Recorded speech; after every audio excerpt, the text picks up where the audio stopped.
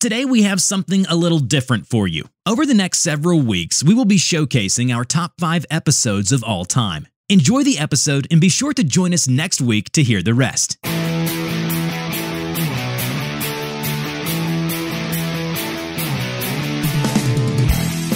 You're listening to the REI Marketing Nerds Podcast, the leading resource for real estate investors who want to dominate their market online. Dan Barrett is the founder of AdWords Nerds, a high-tech digital agency focusing exclusively on helping real estate investors like you get more leads and deals online, outsmart your competition, and live a freer, more awesome life. And now, your host, Dan Barrett.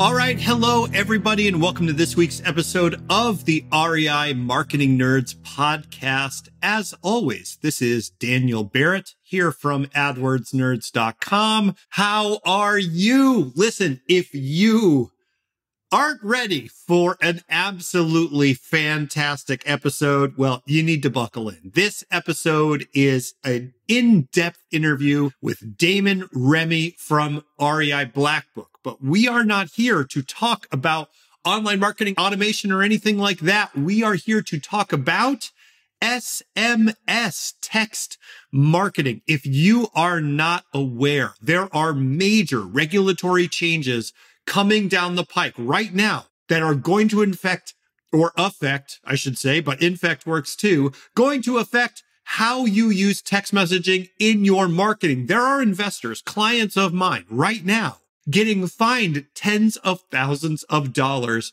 for marketing over text in the wrong way. In this interview, Damon is going to go in depth, not only on the history of text marketing so that you understand where we are right now, but going to go into the regulations that are taking place and talk about what the landscape of text marketing looks like for investors in the future. This is a truly, and I mean this sincerely, very important episode if you are doing any kind of text marketing or you're ever thinking of doing text marketing. You've got to listen to this episode. So without any further ado, let's get into my interview with Damon Remy. All right. Hello, everybody. This is Daniel Barrett, and I am here with Damon Remy from REIBlackBook.com. How are you, Damon? What's going on, man?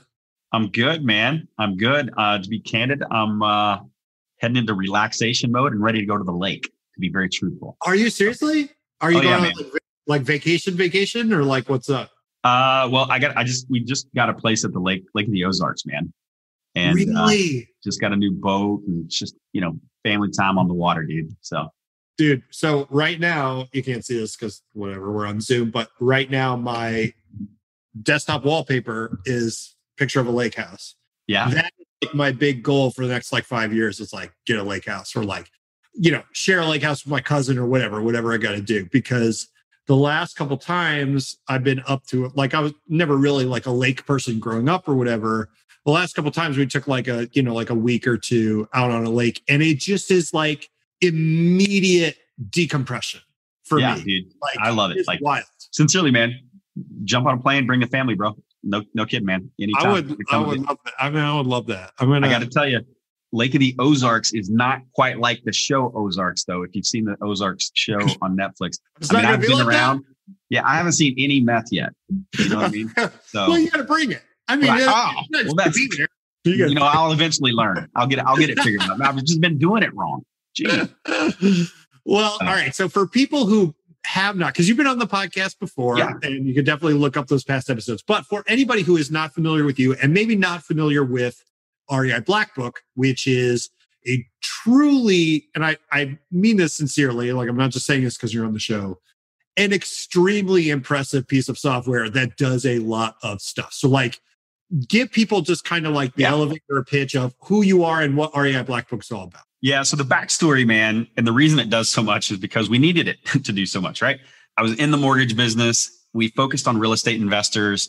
And, much like you do for your clientele, it's always how do we provide more value for our clients instead of trying to pitch mortgage rates? And, everybody's got the lowest rate in town, right? So how do you compete on a commodity?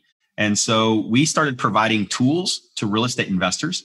And, it was a pretty simple premise. Hey, man, if I could help you do more deals, right? Help you stay more organized, and I can help you exit those deals faster, then you're going to come back to me for more financing, right? And I got to tell you, man, it worked like gangbusters. We started building out, websites and CRM tools and just marketing, really marketing automation to help them find more deals. And that was working like gangbusters. We gave it away for free here in, I'm from St. Louis, so it was in the St. Louis market. Gave it away for free so we get more loans and get more financing. Worked awesome until 2008. And this little whole, the economy kind of had a challenge, and we affectionately call that the mortgage market meltdown, right? It was all these banks, like literally, like we were doing like 100 plus loans a month, dude. It went from like 100 plus loans a month to 10. And it was panic button, it was like, but we looked, man, and we're like, dude, this is probably gonna be one of the best times to buy real estate. And, but unfortunately we can't make money off of doing loans anymore because all the banks were shutting down. And so we just pivoted and we asked a simple question. It's like, hey man, it may be crazy, but what if people would actually subscribe and pay money for the software? And that's what we did, man. So I'm an accidental software guy. I had a tech background, so we were building software internally, so that's really why we started building the software. It's because I have a deep tech background. But started off with a simple CRM, started off then, added websites. Now we've got phone system. It really is an all-in-one platform for a real estate investor, right? Websites, hosting, all that stuff. Yeah, I was going to say, like, it's one of the things that makes REI BlackBook so cool and so special is like, even with the best sort of single use software tool that you can find for anything that a real estate investor is going to do, the challenge always comes of like, well, how do I get stuff from one place into the other place and connect it from this thing to this thing? And like having everything within REI BlackBook is just so cool because it opens up these really neat kind of automations and these kind of things you can build in there that are really pretty awesome and pretty unique in the space. Yeah, we try to make it easy for the real estate investor to stop, like, hey, focus on doing what you do, which is talking to sellers, evaluating properties, making offers. That's how you make money as a real estate investor. You don't make real money as a real estate investor integrating Podio to Ring Central, right? And then when it breaks, and then ultimately the worst part, man, on all of that, and again, long-time tech guy, is the data being in multiple places and not sure where is your source of truth. So we try to eliminate that. Hey, we got one single central source of truth and eliminate the integrations and just kind of more turnkey automation for you. So yeah. And I love automation. The way I procrastinate is by connecting different things with Zapier and stuff. So I love it. I'm that guy. I will tell you, it always breaks. There's never it doesn't break. It's something always breaks. So it's not if, it's when. Or it has it already and you just don't know about it, right? That's the worst part. I know. There's one that's just whatever.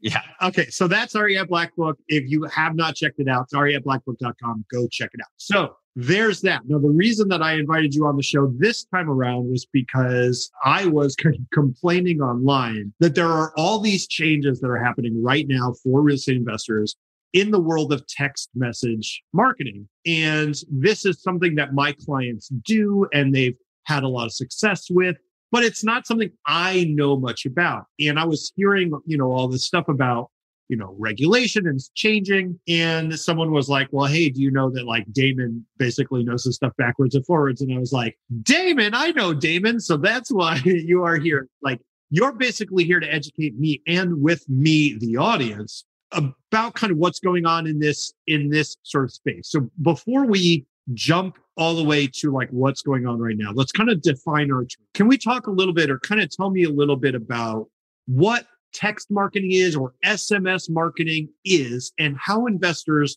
have been using it up until now? Like, where does it fit in the kind of average investor's marketing ecosystem? Yeah, I think most investors today are using it really primarily for texting for lead generation, right? So go get a list, right? Absentee owner, whatever the list is, let's go ahead and skip trace it. Let's append the phone numbers, and then let's just send them out a blast text message. Hey, are you interested in selling your house? Right. And then just wait for those responses. And, texting is a super effective platform because the open rate is ridiculous. It's something like 98% open rate. Right. And somewhere in the neighborhood of 70, 80% of those are open in the first 2 minutes, right? So it's like, wow, super effective open rates. So when it comes to marketing, right, it's all about buying attention and getting eyeballs on your message. So sending out a text message like that, knowing that 98% of the folks, so if I send 100 text messages out, 98 people are going to open it. And the majority of them are going to open it within the first, 2 minutes. And then the response rate is something like 40%, right? So texting itself, absolutely phenomenal. I know why people love to use it for lead generation. Unfortunately, quite frankly, most people are doing it wrong anyways, because they're already violating, the do not call list. So it's the same stuff, right? Calling or texting, you still have to go and say, look, you got to scrub those numbers against the do not call list. And then sincerely, most folks aren't even registered at do not call. If you're doing any sort of cold calling, any sort of texting like that, you need, especially for marketing solicitation purposes, you must register at donotcall.gov. It's free. They will actually give you 5 area codes for free that says, hey, look, here's the numbers that are on the do not call list in these 5 area codes. Above the 5, you do have to pay per zip code. I think if you subscribe to every zip code in the country, it's like $18,000 a year, right? To get that. Now, there's other ways you can of course, go subscribe, and other software platforms will help you scrub against the do not call list and stuff like that. But that's really it, man. I mean, it's super effective, super engaging. Unfortunately, even the way it historically have been doing it, most are probably still doing it wrong and violating, at a minimum, the do not call. So that series of regulations, it basically says, look, if you're going to text for solicitation purposes, you've got to scrub against do not call. That is federal regulation, right? Yeah. Is there then state regulation? This is not even what we're talking about now, but like pre-existing, like state regulation that's like state by state where you got to know that. Like, yeah. So there's a couple of key moments in the history of all this stuff, right? So the very first legislation that regulates all of this is it's called the TCPA, right? TCPA Act, Telephone Communications Protection Act of 1991. Okay. So that was year, by the way. Oh yeah. Fantastic year. Yeah. Is that the year you graduated maybe or something? I think it was 11, but okay. I was fixing to say, I didn't think you're that old, man. But 1991, this is actually before text messaging too. Just right. Yeah. Interesting. So first text message didn't go out till like December 1992, right? And so anyways, they passed this law, and there was some really important stuff that had just happened technology wise in late 80s. And these auto dialers were created. I'm talking about the old school auto dialers. And what people were doing, these big telemarketing companies, man, all big companies, right? These telemarketing departments, these dialers would literally could dial every damn number, either sequentially or randomly, right? So if I say, hey, I want to call everybody in 314, it just starts dialing, right? And so all of a sudden, like, this is the biggest complaint. And, every now and then the government will step in and act whenever there's a lot of complaints from Americans, right? But Congress came in and said, all right, this is absolutely a nuisance. We're going to go ahead and put a stop to this. Now, that wasn't the do not call list or anything else. That was the Telephone Communications Protection Act of 1991. And there was a few key things that it really did. But they set times that you could call. And then they also made some rules of what you could do, unsolicited versus solicited, right? So if you're, sending in an unsolicited message, you had to follow some certain rules, right?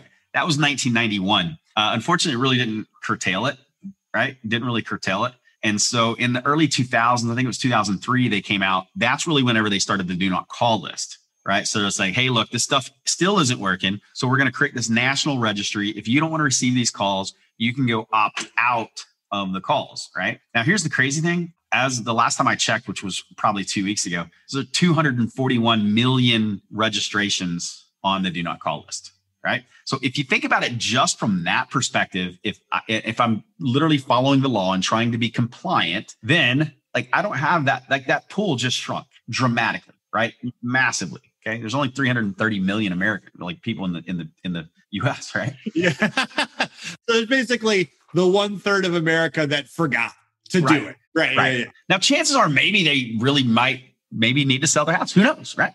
But if you follow the true just regulations, and that's the stuff that's been around for 20 plus years, man, that's not new. Now, here's the deal though. That still didn't help anything. That still did not help anything. Right. So they came out in 2009 and they basically said you can no longer spoof, right? So what telemarketers would do is, technology advanced. And so now I could just call you and the caller ID, I could show up any caller ID number. So now all of a sudden it's like, how do I track this person down? How, Right. all of this stuff. So it really became this kind of cat and mouse game where the laws are on the books, but people are violating it still continually every day because it's so overwhelming and it's difficult to track these folks down. And the statute of limitation was like a year. So if you didn't catch you within a year. Wow, really? Yeah. Because I was going to say, like, my question during all this, right, is like, you could pass as many laws as you want, but what does the enforcement look like? How consistent is the enforcement? What's the penalty? And like, so if the statute of limitations, like you said, is very short and it takes time just to catch up to me. Yep. Right. Yeah. That's awesome. That's interesting. Yeah. So last year, I believe there was almost 4 million complaints on this stuff, right? Right. The unwanted text messages, the unwanted calls and everything else. So they're overwhelmed, man, like absolutely overwhelmed. So the enforcement of it's tough, but here's what they did. They actually, in December of 2019, they actually signed into law the Traced Act. Okay. So we got TCPA in the early 90s, 2000s, we got the do not call list. 2010, you can no longer spoof the number. But again, people still did it because like, hey, you can't catch me, right? Super hard to enforce. And so in December 2019, they signed the Traced Act, TRACED, right? And I had the acronym on my computer while ago, and I totally switched screens. But the one word, the C stands for criminal, okay? But that's really important to understand, right? Because they're like saying, hey, look, man, we're so tired of this crap. We're going to turn this into like criminal activity if you continue. Right. So, but there was some really important things that the Traced Act did. Okay. First of all, it increased the statute of limitations from like up to 4 years. Okay. So bad acts today can bite you in 2025. Right. Yep. So they increased the statute of limitations. They increased the financial penalties. So up to like $10,000 per text message. Right. Per message. Wow. And I'll tell you, man, I actually just talked to an investor the other day. He's a national speaker. I'm not going to drop his name, but he's like, dude, I sent 3 text messages and got sued, tried to settle out of court. They would not. And 3 text messages end up costing just shy of $25,000. So he got sued by the person that they texted, or they got the recipient. So the recipient sued him and said, hey, look, you don't have permission. This is, a violation of the TCPA, right? Again, of 1991. And, they knew what they were doing, had an attorney. There's a ton of these attorneys, by the way. Anytime I was there's blood in the water. Right. So I remember like reading a long time ago. So my memory might be foggy, right? But I remember reading about there was a group of people in California who were going around and they were just basically, they would go up and down the street and they would look for buildings where the ramps weren't compliant with the Americans with Disabilities Act. And they'd be like, cool, I'm going to sue this person. And they very much viewed themselves as like, I'm a warrior for justice or whatever, right? But they're essentially just litigating and making money and whatever. And so I was going to say, like, anytime you open up this thing, so there are people who are like, well, awesome, because I know the rule and you just broke the rule. And I can go to someone that's like, hey, have you been texted? And sort of use that as a way to kind of get back at you and make some money. Is that's a thing that happens right now? Yeah, absolutely, man. I mean, you've got these attorneys that like they take these cases on because honestly, it's pretty easy to prove, especially with the texting. Calling is a little tougher, call records, but like texting is super easy to prove, right? And you got professional litigators, man, where they will almost bait you into these conversations. Next thing you know, you're 5 messages in, and man, now with $10,000 fines, man, that could be a $50,000 like fine. I mean, it's insane. But long story short, that guy got sued, 3 text messages costing almost $25,000 in attorney fees, and the judge ruled against him, right? Yeah. So they're increasing the statute of limitations from up to 4 years, increasing the financial penalties up to $10,000 per message. They also then said, what the problem is, we got to have a better way to like really track this. And so they put that onus really on the telecommunication companies, right? Verizon, AT&T, all those companies say, hey, look, you guys have to really go find a way to really either prevent this or stop it. Yeah. And so that's really what you're seeing right now is it's really interesting how the telephone companies are trying to spin this like they're, trying to really save our phones and everything else. Like, no, look, legislation was passed. You're being forced to do this.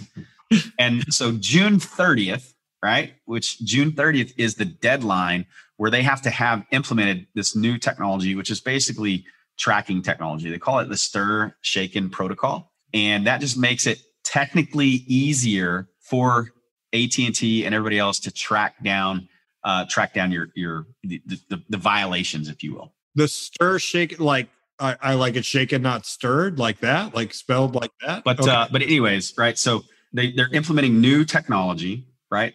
Verizon, AT&T, Sprint, they're all coming together, and they're basically saying, hey, look, we're going to now be able to track back. And the way they're doing that, so now you're starting to see if you're going to be texting, you're going to be calling, you're going to do these types of things, you now have to register your phone number with the carriers. Okay, sure. Right? Yeah. So I got to go register my phone number. I got to give them either my social security number or ultimately my EIN number, right? So I got to give them my business identity number. Yeah, like I got to tell them kind of yep, ID. Yep, the tax ID number, right?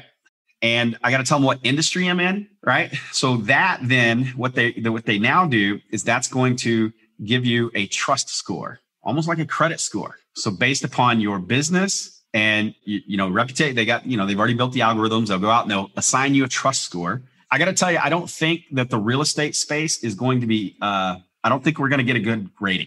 We're probably one of the biggest violators of all of the freaking unwanted messages, man. Yeah, it really is. So I don't think that we're going to get a good rating, the industry, but then that will determine your throughput. So now all of a sudden, instead of being able to send out, messages at a certain rate or whatever, the carriers will then choke down your deliverability, your throughput. Wow. Interesting. The trust score is at the industry level or it's at the individual level? The industry plays a part of it, but it is going to be at the individual level. Okay. And you're also going to have to register, like you're going to have to give them samples of your campaigns. Okay. Ahead of time. Yeah. So now all of a sudden, this is changing the name of the game. And then they're also going to make it easier for consumers to report the violations. Now, the fifth thing that the Trace Act did is it also removed liability from Verizon and from all the carriers. It removed liability if they block a message that they feel is spam. So now they don't have any liability. They can actually block these messages. And now that's why you're seeing a ton. So deliverability is already it's down really bad now. Yeah. And it's this, I'm almost this almost just reminds me of email in the 90s, right? Like email in the late 90s, everybody's like, oh, this is rocking. I can spam everybody and sell my stuff and man, make a lot of money. But then eventually they came in and said, hey, no, we got to regulate this. And I don't think they did a great job of regulating email. So now email's not as effective, right? So email too, at one point in time had a 98% open rate, right? Like you opened every damn email. Certainly ain't that way anymore. You didn't get that many, right? I mean, that was part of the thing, right? And then you got canned spam and all this stuff that kind of the regulatory acts that really influence that. But ultimately, right, when you look at now today, I really love that metaphor, by the way, that connection of email to text, because when you look at the email universe today, right, one, the primary throttlers of your deliverability are at the server and email provider level, right? It's like you can't spam a ton of stuff from Gmail. They won't let you. It's not like the government not letting you. They're just not going to let you get past that point, right? Send and receive, right? So if I'm on Verizon trying to send out text messages and or, whatever provider, we're a big text provider, right? I mean, we do text messaging in the platform, which is why I've been studying and following this for so long. And it's like, okay, at the same time, they can also see that, hey, look, you just sent the same text message to 1,000 people on Verizon. They've built the algorithms. I mean, this, man, it's always cat and mouse. They've got a bunch of smart people, engineers, designing and building all of these things to prevent the sending of that mass traffic and even the receiving side.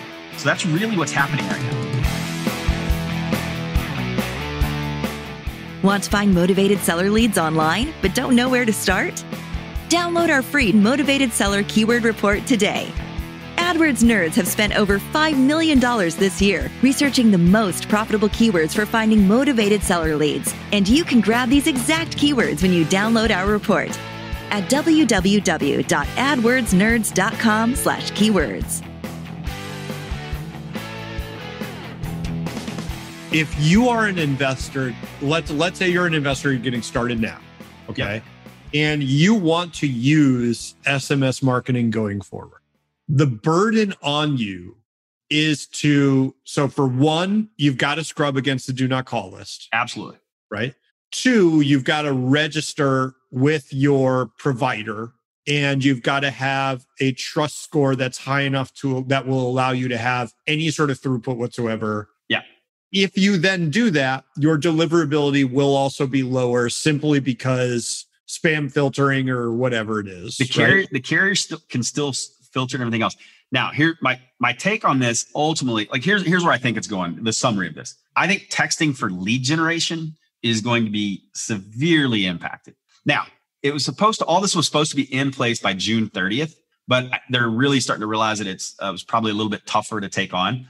So I don't think we're going to see these massive changes by June 30th, but I do believe by the end of the year, I think they're going to probably catch up. So I think if you're using texting for lead generation, first of all, I'm not a big fan of that type of marketing. I don't like the annoyance. For me personally, it's like the first time they hear of REI BlackBook and my brand, I don't want them to be pissed off just because I sent them a text message that they don't want, right? Yeah. And I know other people argue and their different opinion on that. I get it. Hey, look, it's high engagement rates, super high effective response rates. I get why people do it and are still doing it. I do believe it's going to change pretty dramatically. And so really where texting is going to be going, which is what we use it for and what we've been using it for a long time, is the follow-up. And so if we can get all of this stuff cleaned up and really start implementing, basically this A2P, application to person, right?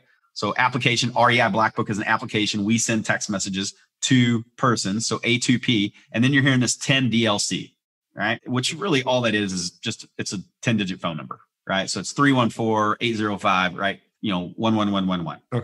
Okay, 10 digits. So a lot of the text messaging was coming from short codes and stuff like that. But now it's like, hey, look, it's pretty easy to go get a 10-digit number and text. But really what the carriers are doing is they're basically going to separate these applications that are sending out these mass text messages, like REI BlackBook, right? So we're basically going to say, hey, look, you guys are going to have your own network, but you have to register the phone number. You have to tell us the carrier. You're going to basically get this trust score. And based upon your trust score is going to depend upon your deliverability, all of these different things. Okay. Mm-hmm. So that's what's really happening today. And I believe, and really what they're trying to do, man, is they're trying to protect it. They're trying to protect that ecosystem, because if they don't, man, it's really going to be just like email. And I guarantee you, if you're anything like me, you probably have 10 to 100,000 unread emails that you've just never even seen, or they don't even make it to your inbox because you never see them anyways, right? I mean, to put it in perspective, right? It was like you were saying, like the open rate on texts, which is kind of the unspoiled wilderness, or like at least it was, right? Was like 90% or 95%. I had a client email me recently and say, hey, I would love to get some consulting time on our emails. We feel like, we send out cold emails for lead gen, and I feel like our open rates are really low. And I was like, oh, it stinks. What's your open rate? He's like, like 30 to 45%. I was like, what the heck are you talking about? That's amazing. On a cold email? I want you teach me. What are you doing? Exactly. Where do I send the check, man? I got to refund you for sure, though. I know. So it's like, it just is like, it's a universe where low open rates are the norm. Yeah. Right. They are the norm. And because this just as well as I have, I did not make this up. My friend Patty DeLessio was the one who coined this term to me a long time ago, which is just marketers ruin everything. We ruin everything. 100%. If it works, we'll burn it to the ground. Right. And so we don't, in a lot of ways, I think maybe this will make the world a better place. I mean, hopefully. Right. But I do think it's kind of like what you're saying. It's sort of a mindset shift away from text is the way I reach a new person to when I've generated the lead, text is the way that I both like deepen and reinforce that relationship, that I train them to respond to me, that I, engage with them further. So like for you guys, REI BlackBook, one of the things that REI BlackBook does is allow you to build these like really sophisticated follow-up systems, to use text and email simultaneously and all this cool stuff. So when you see investors using text messaging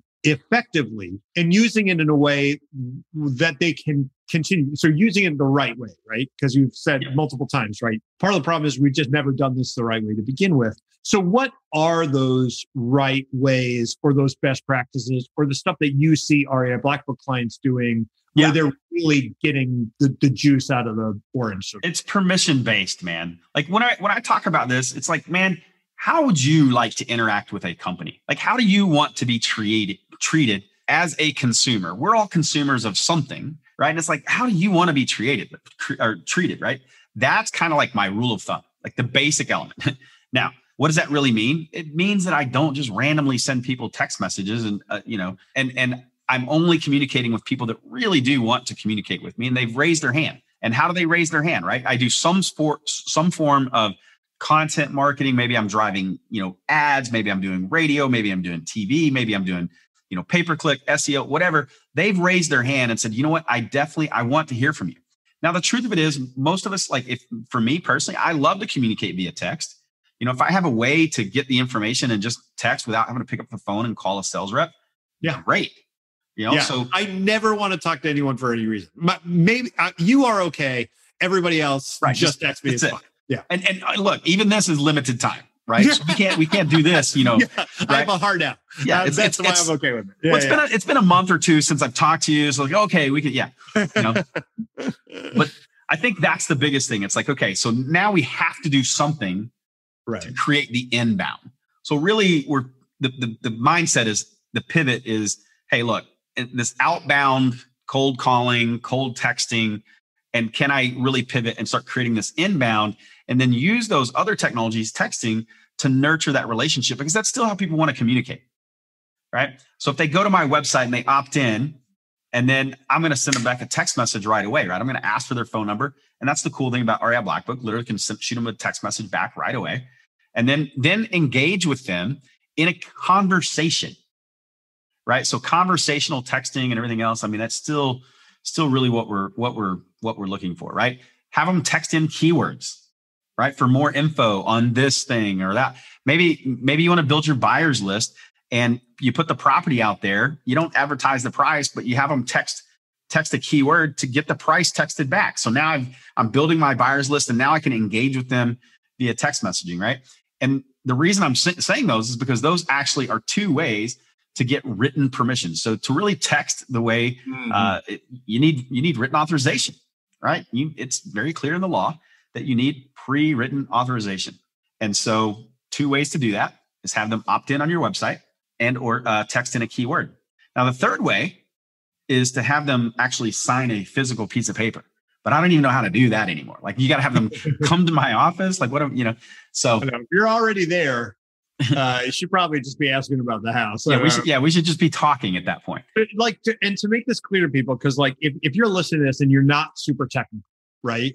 What Damon's saying, which I think is so important to understand, is like the way that REI BlackBook can work is when they land on your website, they fill out the form, they put in their phone number. REI BlackBook will text them for you and basically start that conversation, right? Because, and this, I've said this a million times because, I love online lead gen. That's what I do. Obviously it's my thing. I believe in that channel. But when leads are coming from the online universe as a lead source, they're coming in from the internet.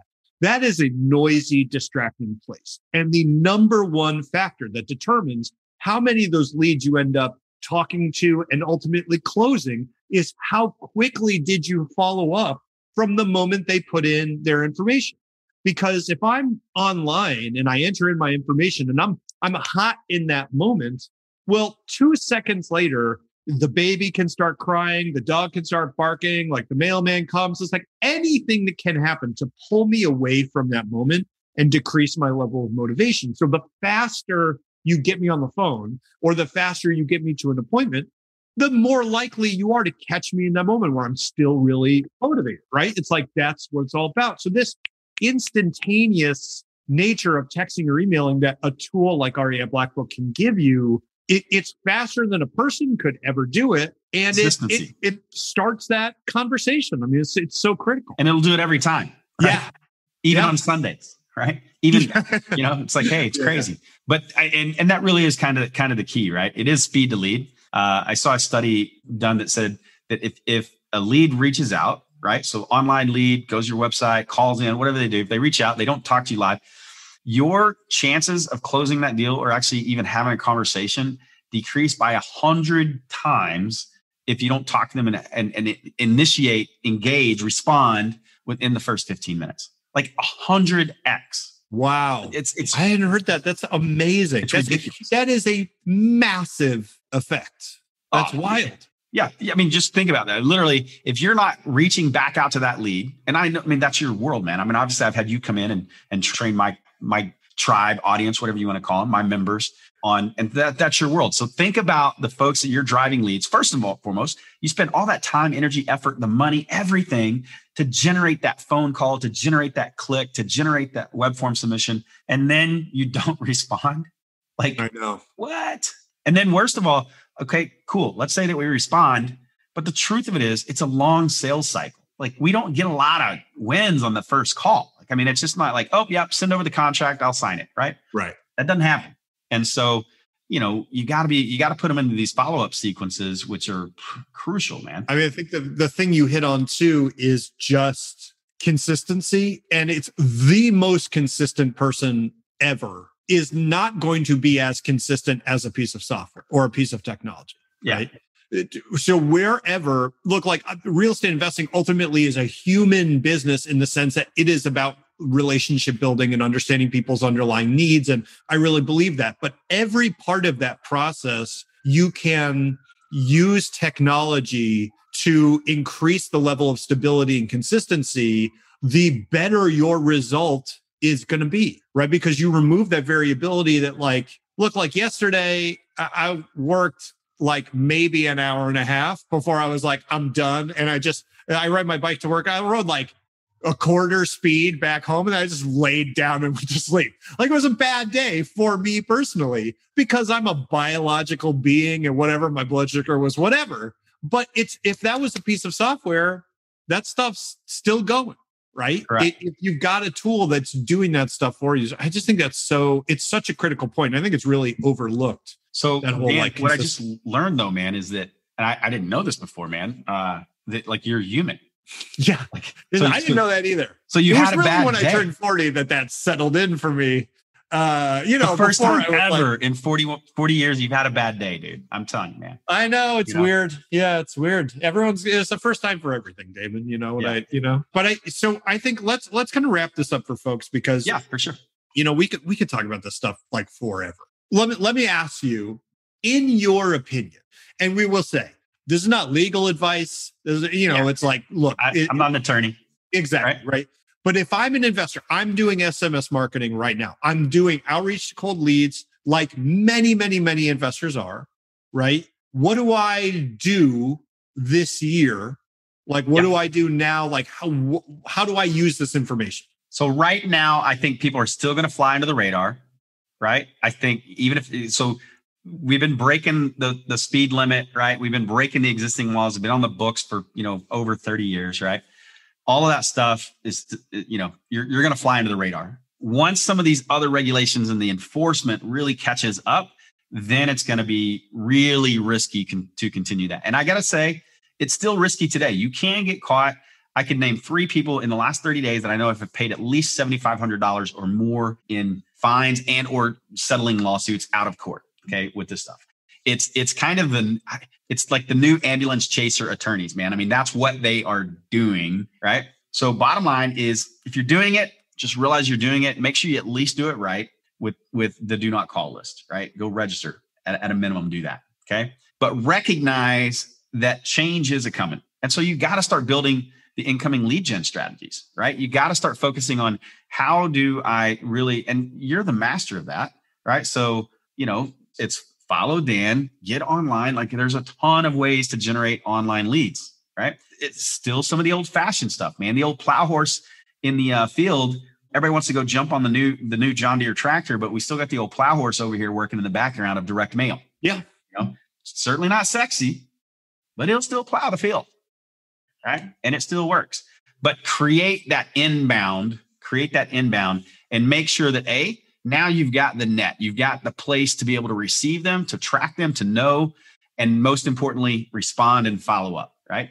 And that really is the nature of the game. And there's tons and tons of ways to do that. In fact, man, I mean, hell, I had you out teaching my tribe. You went through, a 2-day workshop and taught your pay-per-click frameworks and methodologies. You taught your search engine optimization.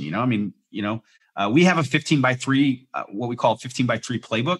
It's what happens. What should you do in the first 15 minutes? How should you respond? What's that communication? What do you do in the first 15 days? What do you do in the first 15 months? I love that. By the way, that structure is so cool. Like that's the coolest way of thinking through, because the idea of like, well, what do I do is so overwhelming. Like, I just love the way that's structured so much. I think. Yeah. So we have that available, right? We'll maybe figure something out to make sure your tribe gets a copy of that. But the thing of it is, the way we do the 15 minutes, 15 days, and 15 months is because all of that is different. The sense of urgency in that first 15 minutes is absolutely insane, right? You have to hit them quickly, and the goal is to initiate a live conversation. And that really truly is the goal. So it's a little different. And now if you don't get them in that first 15 minutes and you should engage them. But then now what happens over the first 15 days? We're going to back off the urgency and frequency a little bit. Maybe we hit them every day, every other day.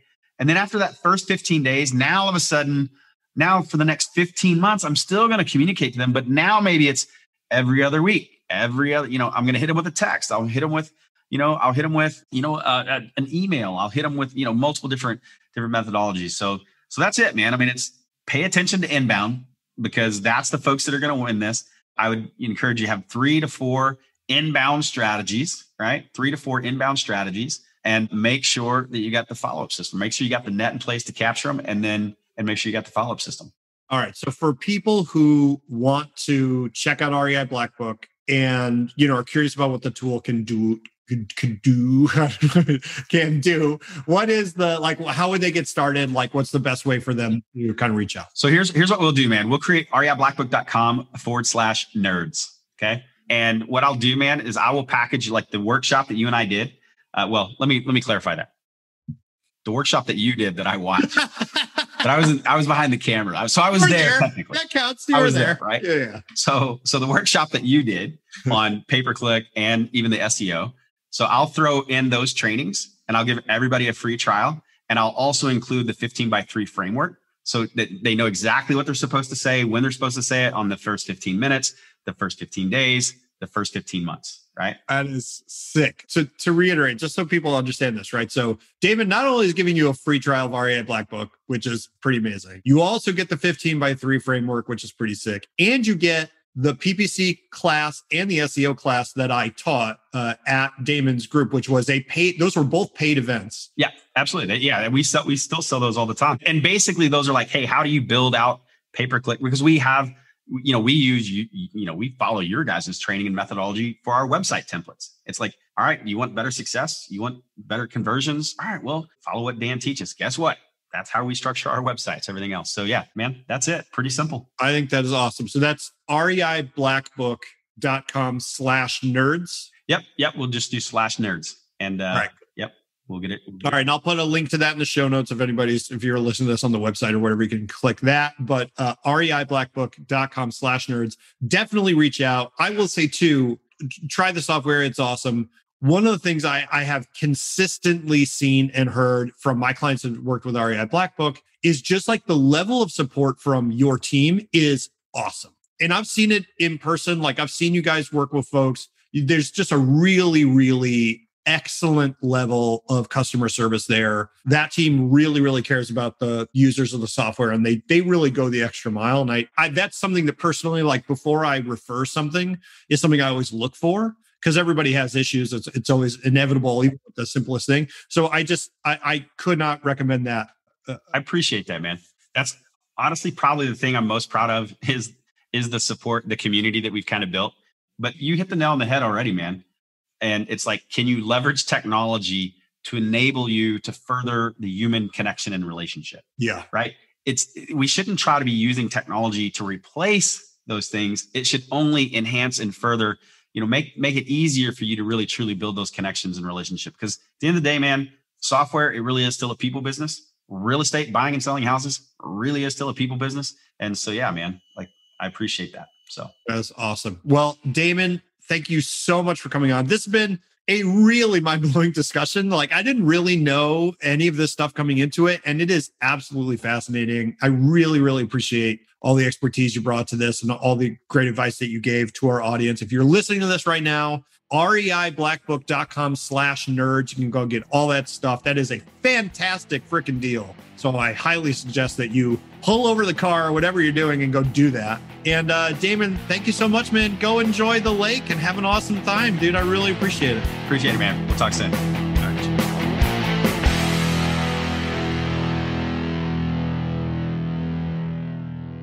This is thepodcastfactory.com.